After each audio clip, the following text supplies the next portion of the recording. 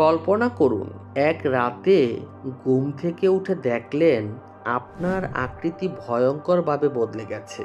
আপনার শরীর মানুষের, কিন্তু আপনি পরিণত হয়েছেন এক ঘৃণিত বানরে।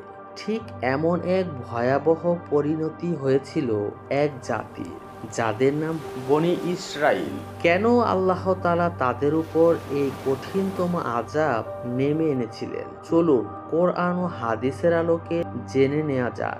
ঘটনাটি হযরত দাউদ আলাইহিসসালামের সময়ের। বনি ইসরাইলের একদল লোক সমুদ্র উপকূলে একটি গ্রামে বসবাস করত। আল্লাহ তাআলা তাদের জন্য সাপ্তাহিক উপাসনার দিন হিসেবে শনিবার নির্ধারিত করে দিয়েছিলেন এবং এই দিনে মাছ ধরা কঠোরভাবে নিষিদ্ধ ছিল। কিন্তু শুরু হয়ে গেল তাদের পরীক্ষা। অন্যান্য দিনের তুলনায় শনিবারে প্রচুর মাছ উপকূলে আসতে শুরু করলো। তাদের লোভ সীমা ছাড়িয়ে গেল। তারা সরাসরি শনিবার দিন মাছ না ধরলেও এক কূটকৌশলের আশ্রয় নিল। তারা শুক্রবার রাতে জাল পেতে রাখত এবং মাছ আটকে গেলে শনিবারে সেগুলি উঠাতো না, বরং পরের দিন অর্থাৎ রবিবারে গিয়ে মাছগুলো ধরত। তারা মনে করলো এভাবে তারা আল্লাহর নির্দেশও পালন করলো, আবার মাছও পেল।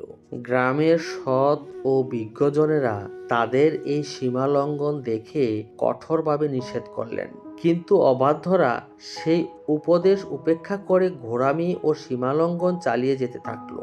তারা একে অপরের খারাপ কাজ করতে বিরত থাকতো না।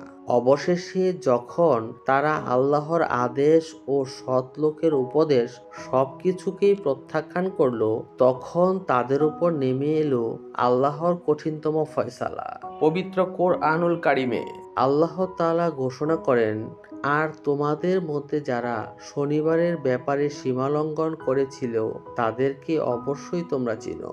অতঃপর আমি তাদেরকে বললাম, তোমরা নিকৃষ্ট বানর হয়ে যাও। সূরা আল বাকারা আয়াত ৬৫। একদিন সৎ মানুষেরা দেখলেন অবাধ্যদের বস্তিতে অস্বাভাবিক নীরবতা। ভেতরে গিয়ে তারা দেখলেন এক ভয়াবহ দৃশ্য।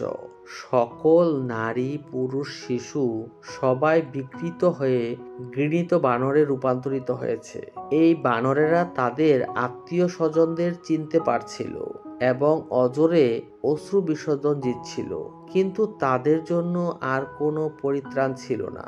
তবে জেনে রাখা ভালো, রাসূল সাল্লাল্লাহু আলাইহি সাল্লাম বলেছেন, আল্লাহ তাআলা যখন কোনো সম্প্রদায়কে শাস্তি হিসাবে রূপান্তর করেন তখন তাদের বংশ বৃদ্ধি হয় না, তারা রূপান্তরিত অবস্থাতেই ধ্বংস হয়ে যায়। অর্থাৎ বর্তমানে বানরগুলো সেই অভিশপ্ত বনি ইসরাইলের বংশধর নয়, বরং এই ঘটনাটি ছিল সীমালঙ্ঘনকারীদের জন্য এক দৃষ্টান্তমূলক শাস্তি। যদি এই ঘটনা আপনার ঈমানকে নাড়া দিয়ে থাকে এবং আপনি কোরআনের এই শিক্ষাগুলো কাজে লাগাতে চান, তবে অবশ্যই ভিডিওটিতে একটি লাইক দিন। এমন আরও শিক্ষামূলক ইসলামিক কন্টেন্ট দেখতে চ্যানেলটি সাবস্ক্রাইব করুন এবং আপনার বন্ধু বান্ধবের কাছে শেয়ার করে দিন। আল্লাহ আমাদের রক্ষা করুন, আমিন।